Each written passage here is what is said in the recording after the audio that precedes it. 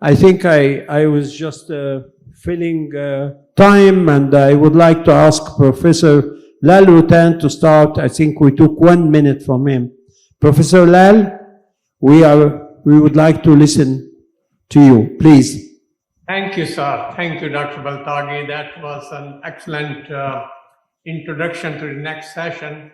I really very much appreciated your wisdom when you highlighted the human dimension.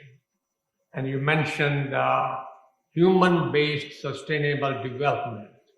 And I think you are very right. We are 8 billion human on the planet now, destined to be 10 billion by 2050 and 11.2 billion by 2100.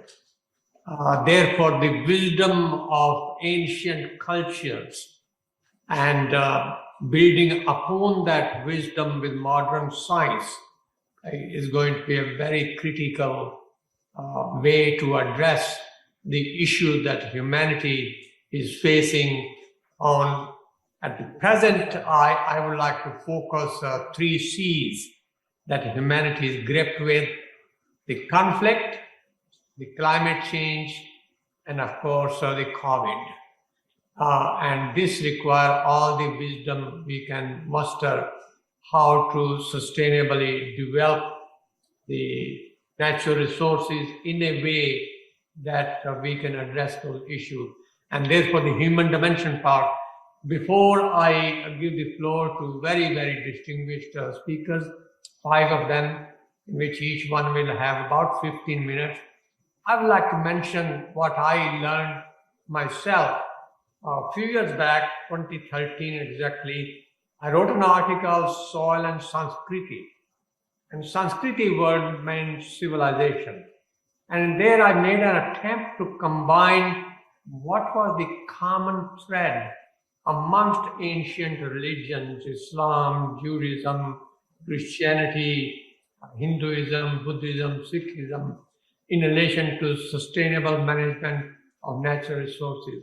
And I was pleasantly surprised that they all had very common language, and that was the protection, sustainable management, restoration of natural resources. And therefore, my feeling was that rather than talking about differences, if we were to talk about commonality amongst all cultures, it will be something very nice for humanity. I think it's going to come out in the discussion today, especially the first speaker who have already been introduced, but I would like to say a few more words.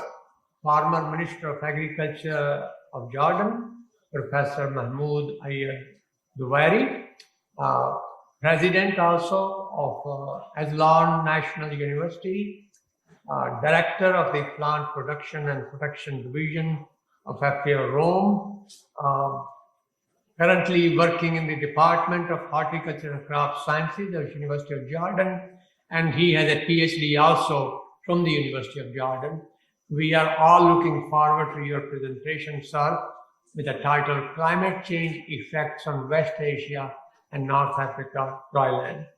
The floor is yours for 15 minutes. Thank you very much. And I would like to take this opportunity to thank Professor Adel Baltagi for inviting me to be part of this important workshop. Let me now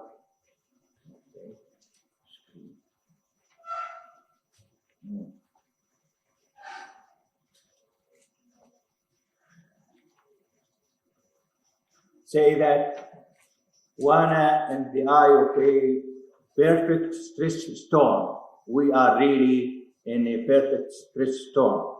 Maybe I think, I need to make this introduction. Each driver amplifies the effect of the other under climate change, leading to a systemic crisis.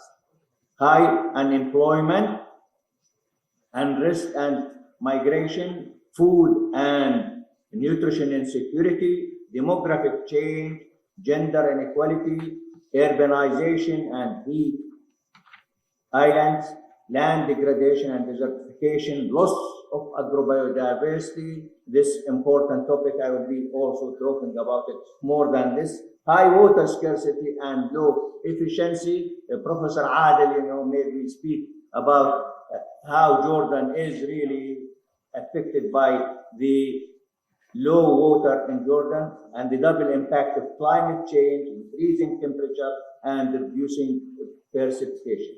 I myself, I have been a researcher.